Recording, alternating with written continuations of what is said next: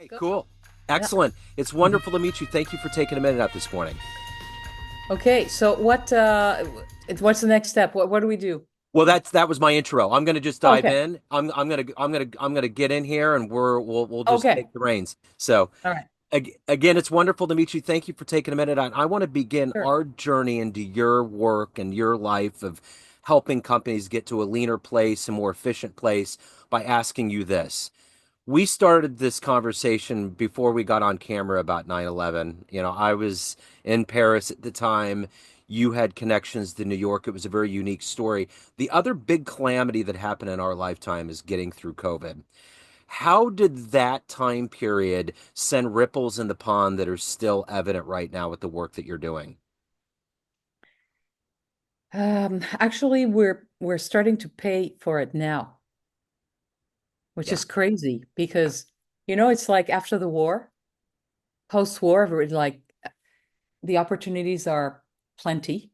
yeah, Everybody's like is reborn, and like the year following the COVID crisis, businesses started flourishing again, ideas, everybody was like going crazy, and it took about a couple of years for the crisis for the downturn yeah. to show its face. And this year is pretty not dramatic yet, and I hope it's not going to get to this point, but there's definite downturn.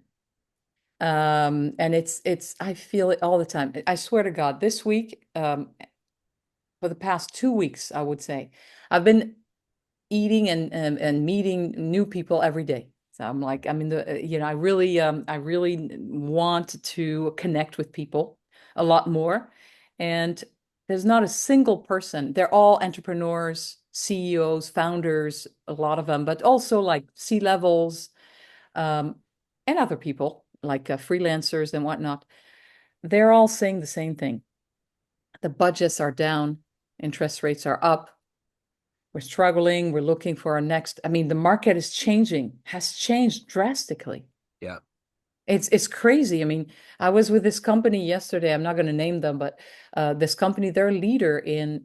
They have this marketplace, so they're semi-tech service kind of a company, and they're a leader in recruitment and training in Europe, and they've been like very successful for the past 10 years, very successful, especially with their recruitment products or services. And they said, nobody wants to recruit anymore. And it's happened almost overnight. Yeah. And Yeah. that to me is a sign that something's happening. Yeah. That plus the first thing that happen when there's a bit of a crisis or a downturn, then is to stop spending on R&D and consultants. Yeah. Yeah. You know, why? Because they start what I say is that you see all these headless chickens running around, panic mode, and what do we do? Cut, cut, cut, cut, cut, and they end up cutting in the muscle, Yeah. of the leg and not the fat. Yeah. That's my image. Yeah. And because they have not worked hard enough, or they have not seen the importance of identifying the fat, working on it with people.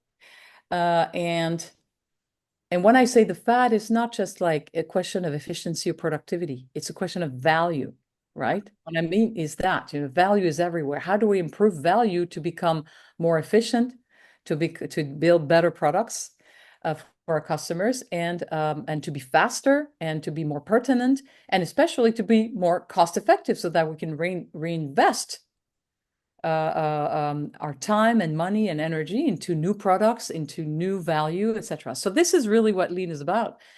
And those companies that don't do that because they're in crunch mode, oh, we have a market, we're going straight, we keep selling. Oh, we have a product, everybody wants it. So we forget everything else. We're just going to focus all our energy on delivering this.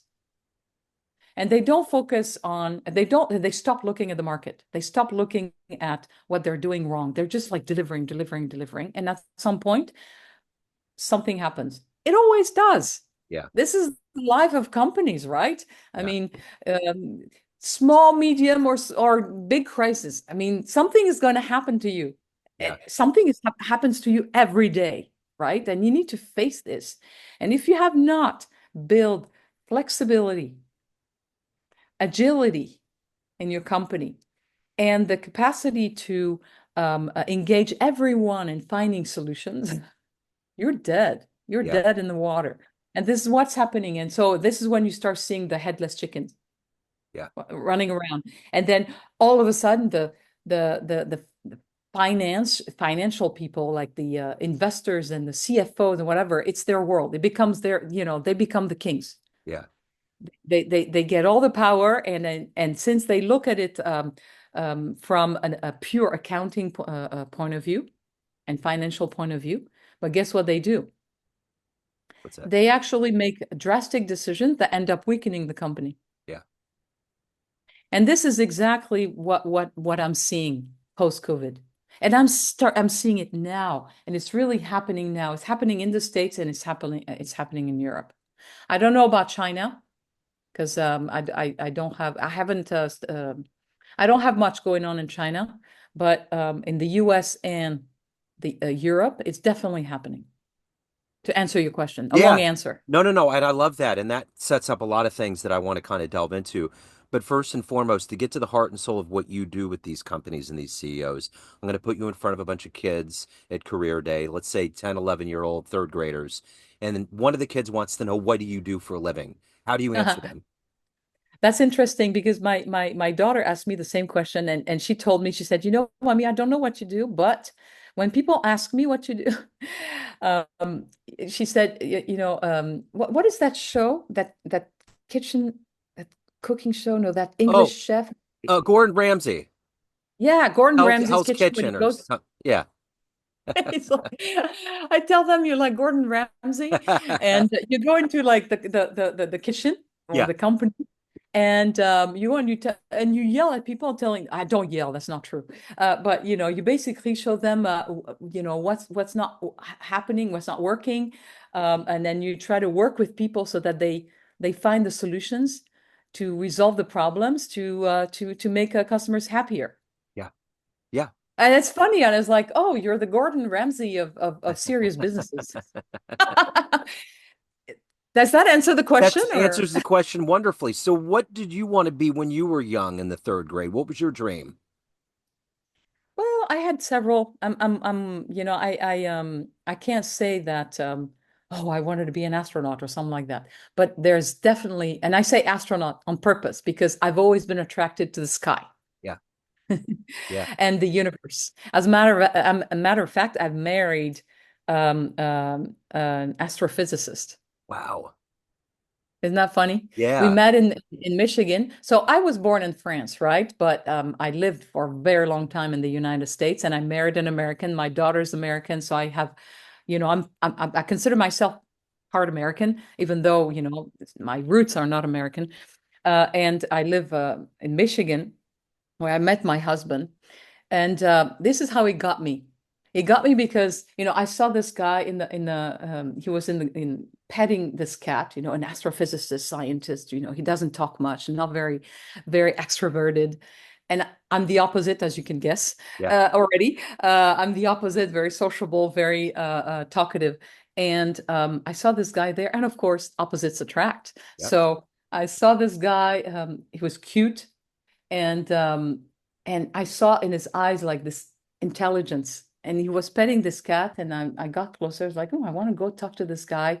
I didn't have um, anything in mind specific, but I was drawn to like this smart guy, and who was by himself. So I went to talk to him, and he started telling me, oh, I'm doing research in. He didn't have his PhD yet at the University of Michigan. It's like, I'm doing my PhD in astrophysics. I'm like, whoa, really? Being someone interested Yeah. in the sky and the Sure. universe and the cosmos and aliens, and I love anything that a bit science fictiony also, like a parallel worlds and traveling in time and all that. That's the kind of thing I was Yeah. into as a kid, right? Yeah. And he started telling me, oh, you see, fortunately, it was a nice summer sky, full of stars. So he started telling me, you see this and you see that, this is a star and everything. And after 27 years, I swear to God, I still don't. I am able to recognize Mars and Venus and whatnot, and sometimes Jupiter. I was like, "Oh, is that Jupiter?" Yesterday, I told him, and he's like, "No." So to make a long story short, that's what I'm interested. I'm interested in anything that has to do with that's science fiction. I liked magic, but when I was a kid, I liked stories Yep. about magic and science fiction, and particularly what's happening out there. Yeah. So, how did you get to this point in your life? What were the seeds that were planted early on for you to get to this place where you're helping businesses be the best they can be? I I am by training. I want to say I trained in both marketing and business and computer science. Okay. So I got 2 degrees. And when I went to Michigan when I was in my early 20s. I moved to Michigan. I got a job. For those of you who know Ann Arbor, Michigan, I worked at Zingerman's Delicatessen, and I'm mentioning them because they're awesome, really. And so I worked there. They gave me a job, and I was really, really young, and they gave me a job, and I was there for 2 years. Flew from Paris, from Marseille, the south of France, and stayed and worked with them for 2 years. And I discovered something fantastic, fantastic client service. Yeah. I don't want to say that, and I hate cliches, but let's say it.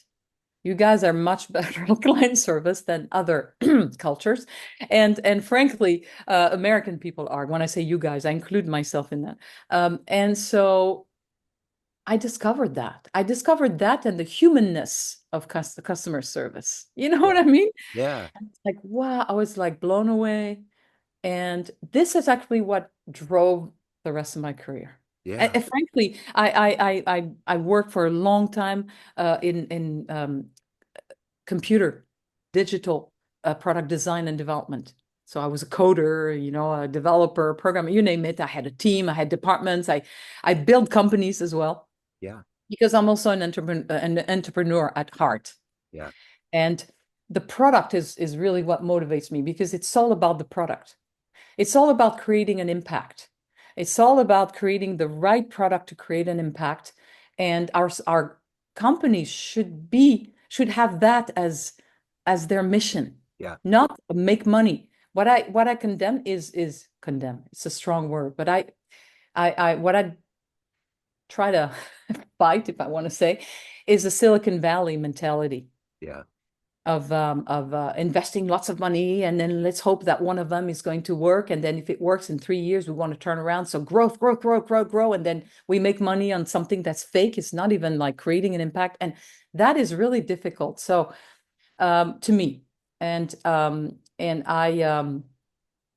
trying to fight that because I think we can create efficient companies that make money, but that are respectful of human beings, the Yep. environment, and our society in general. And I think a lot of companies are doing it, and but a lot of them aren't either. And when I see what I see what's happening in Silicon Valley startup world, and it's not just in the States. I say Silicon Valley because it started there, but we have Silicon Valley in Europe as well, and we have like the same mentality. So I'm not saying it's an American thing necessarily. On the contrary, but you have this idea that you have a business is just an idea and raising money.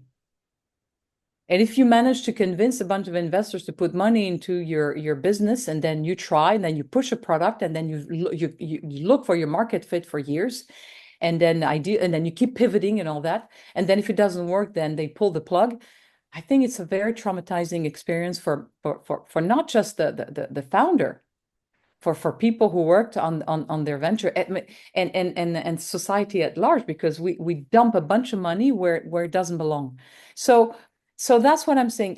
If we look at it from the value point of view, instead of just the financial point of view, we bring in the dough. I mean, we generate the dough. That's what I'm saying. And we generate the dough that for sure that there's a bigger chance of making money when you think that way. So I'm not saying that it's all about the dough. They look at, they're not dumb, obviously, they do talk about value, they do talk about making a difference, and they do talk about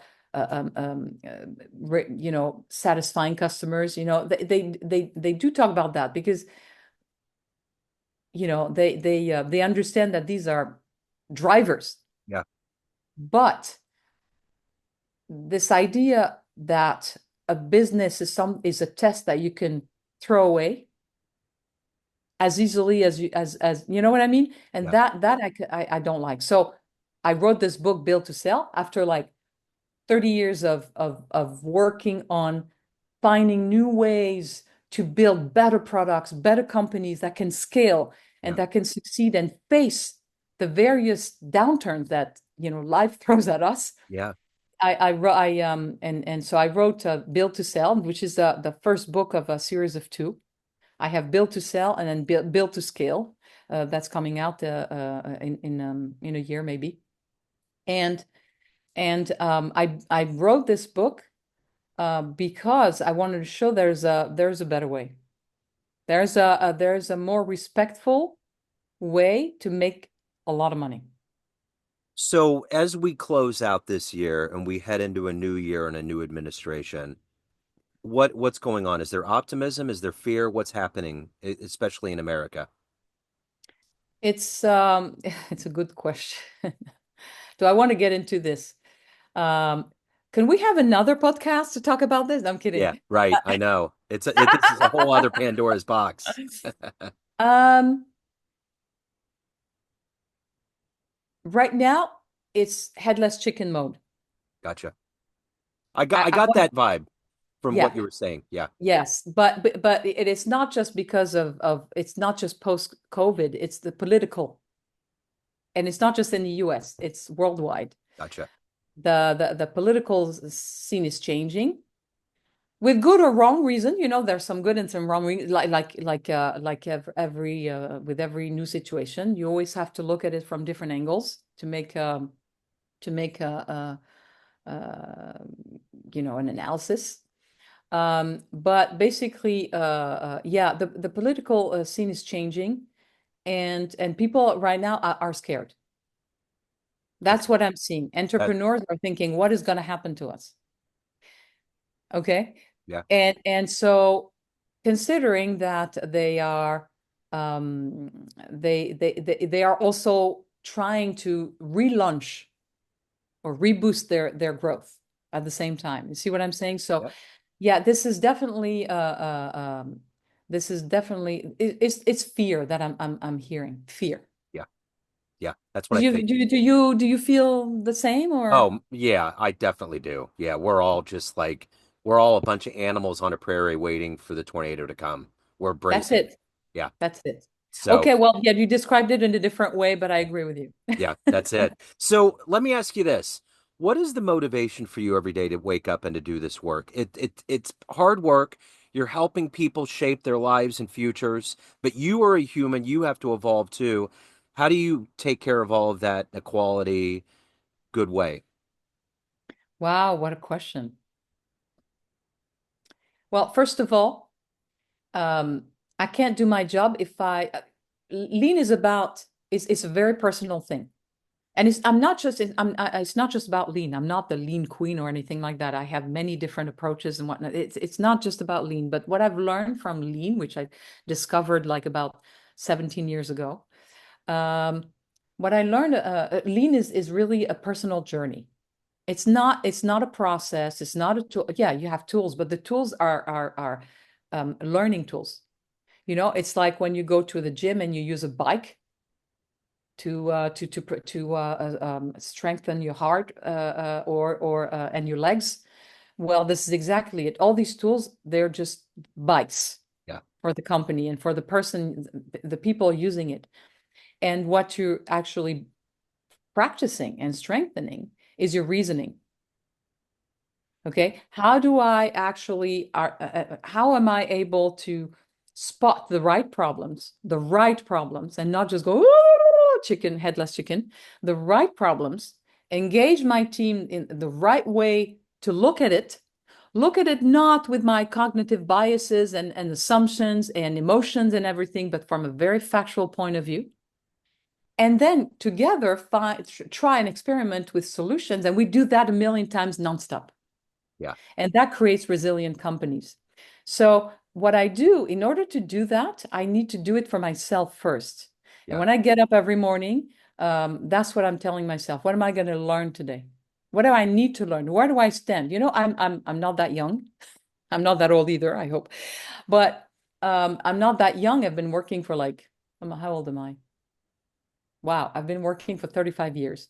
Yeah. And frankly, um, I still have lots to learn. And when yesterday I was having like every time I go and work with my team or other teams, other entrepreneurs, there's always a new problem, a new angle. And every time I go back and I say, okay, how do we cross that bridge? And this is fascinating to Yeah. resolve problems all the time, different problems. And that's what drives me. So of all of these things that you've accomplished between the books and your work and helping companies, what are you the proudest of? The book. Yeah. I'm really proud of that book because it's like delivering a baby. Yeah. I've heard that before. Really? Oh yeah. Yeah, Yeah. Yeah. I I just published my first book I know. recently, and it was a Congrats. big thank you. And it was the same thing. I don't think if you haven't published a book, you don't have any idea the timeline of what it takes. There's so many things. It's crazy. You think you're done, and it's never ending Nope. story. And I Nope. swear, when I held the book for the first time in my hand, I cried. And that's Oh when I yeah. Of thought I knew. course. You did too? Oh, of course. Oh yeah. It's such a wave. When that first box came to the house, I was like, "Oh my God." It's like the suitcase in Pulp Fiction. I finally get to see what the magic is. That's exactly it. And you're like, wow, I've accomplished something in my Yeah. life. Lots of things, of course. I have a daughter. I got married. On the personal level, I did lots of things. On the professional level as well, I built businesses. I never built like a $10 billion business, but I built small businesses enough to have fun and make some money. I've trained people who still today thank me for that. I mean, I've accomplished lots, but the thing that brought tears to my eyes is my book. Yeah, absolutely. I totally get that. So I got to know at the end of the day, everyone has a perception of you.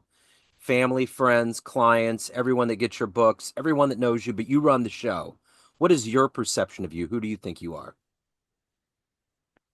Oh, my perception, or not other people's perception, right? My Yeah. perception. Yeah, your perception. Yeah. Hmm, that's interesting. How much time do I have to think about That's this? right. See, we're creating all these little tributaries off this podcast. I like those questions. Um, what is my perception? I'm an innovator. Yeah. That's what I like to do. I'm never satisfied with the status quo. I always think that what is the next thing that we need to look at to improve, to better, to create, to that's what I am. I'm an innovator at heart, and I get a kick at exploring, understanding, trying new things, and seeing the result of something completely new that changes the world. That's fascinating to me. So, of all of the companies that exist out there, what's one of your favorite ones? One that from the top down, from what they create to the way they treat their employees, customer service, is there a model that you admire the most? There's several. There's one in Australia. What's the name of it? It's more like a founder. Yeah, I look at it from the founder point of view, rather than the company itself, because if the founder leaves, that's it. Things can change. And we've seen it so many times. Look yeah, at Steve Jobs. I'm not saying Steve Jobs, I don't know him personally, but you hear horrible stories about him, and then you hear great stories, right? yeah, Um, Steve Jobs, Apple, when Steve Jobs was there. yeah, And I'm not saying it was a perfect company because there's no such thing. It yeah. doesn't happen. But that was an interesting founder who was really interested in in the product and creating value in the details of making a difference to the world. His personality may not have been, on maybe management style. I was not there, so I don't know. But when you read about it, maybe it's not necessarily my model, Yeah. right? But on the product side, I think he was a genius. Yeah. I totally agree. Yeah. So if anyone wants to get your books, they want to reach out, they're interested, they want to learn more, where is the best place, the good business? Where do they go? All right. Build buildtosellbook.com. So build BUILD and not T. It's not built to sell because there's and I saw it much later, too late, as a matter of fact. Built to sell is a known book for how do you actually exit? How do you sell your company? Build your company to sell. It is not what I'm saying. How do you build companies that sell the right products and that become resilient over time? Yeah. And there are lots of founders who want that, for their baby. This morning, a founder told me, it was yesterday, and she said, I stepped away because, the downturn got to me, and I'm burnt out. Yeah. But it's my baby. I'm on the chair, and I'm like on the board, and it's my baby. And they keep saying it's my baby. So I like working with founders. Yeah. Voila, that's my answer. Yeah. Yeah. Cool. This has been fascinating. Thank you for opening up. Thank you for your story. Thank you for your time. Have a great holiday season Thank and you. a wonderful 2025. Hopefully the fear goes away and we can all, you know, feel good about being alive on this planet. I hope so too. And that's I hope that and if anybody reads the book, I hope so. It's called Build to Sell, and crafting irresistible products.